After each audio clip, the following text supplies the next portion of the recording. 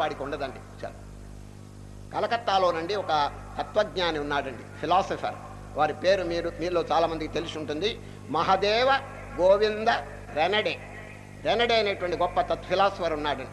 ఆయన గారికి చాలామంది శిష్యులు అక్కడక్కడ ఉన్నారండి. ఈయన సన్యాసి కాదండి, గృహస్థుడు. ఎవరు? రెనడే. ఆయనకి చాలామంది శిష్యులు అక్కడక్కడ ఉన్నారు.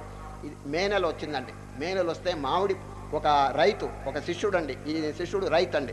ఆయనకి పెద్ద తోట ఉంది, ఆ మామిడి తోట. సరిగా మే నెల వచ్చినప్పుడు మంచి మంచి మామిడి పళ్ళు కాసినాయండి. ఎవరికి? రైతు గారికి.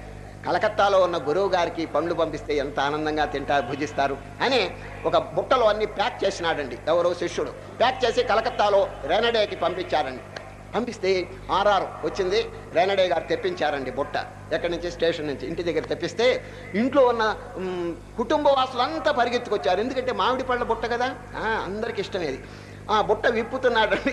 విప్పి ఒక్క పండు తీసుకుని చెక్కు తీసి ఒక్క ముక్క నోట్లో వేసుకున్నాడండి. ఎవరు? రెనడే. తక్కిన పండు అంతా బుట్టలో వేసేసాడు. తినలేదండి, ఒక్క ముక్క తిన్నాడు. ఎవరు? రెనడే. ఈ దృశ్యం భార్య చూచిందండి పక్కన. ఏమండి, మామిడి పండు పుల్లగా ఉందా అని అడిగింది. కాదు కాదు, నా జీవితంలో తిన్న పండ్లు అన్నిటికంటే మధురంగా ఉంది అన్నాడు. మరి ఎందుకు ఒక్క మొక్కే తిన్నారు, తక్కినంత దాంట్లో పారేశారు ఏమిటంటే, అంత తీపిగా ఉన్నది కాబట్టే ఇతరులకి అది వినియోగింపబడుతుందని నేను ఇచ్చాను, నేను వదిలేశాను. నేను అనుభవిస్తే ఎట్లా తీపిని?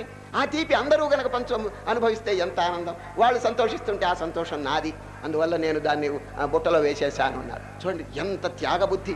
నిజంగా ఈ కాలపు వాళ్ళైతే ఆ తీపి దెబ్బకి బుట్ట బుట్ట ఫైసలు అయిపోయేదండి.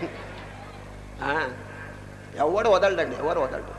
చూడండి ఈ త్యాగబుద్ధి ఎప్పుడు కలుగుతుంది చెప్పండి? అది ఆ జ్ఞానం కలిగినప్పుడు. నాయన నేను ఒక్కడిని అనుభవిస్తే ఎట్లా, మీరు కూడా అనుభవించండి అని చెప్పి హిందీ